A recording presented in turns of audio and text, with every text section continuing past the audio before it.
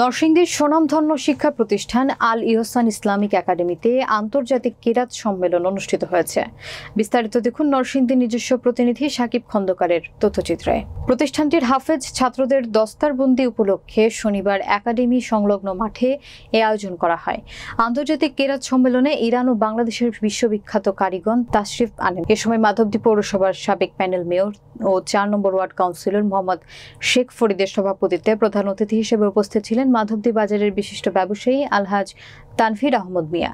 প্রধান আকর্ষণ হিসেবে উপস্থিত ছিলেন ইরানের বিশ্ববিখ্যাত কারিদের উস্তাদ শায়েখ সাইদ বিজহানি। প্রধান মেহমান আন্তর্জাতিক কোরআন তিলাওয়াত সংস্থা ইক্করার সভাপতি শায়েখ আহমদ বিন ইউসুফ আল আজাহারি।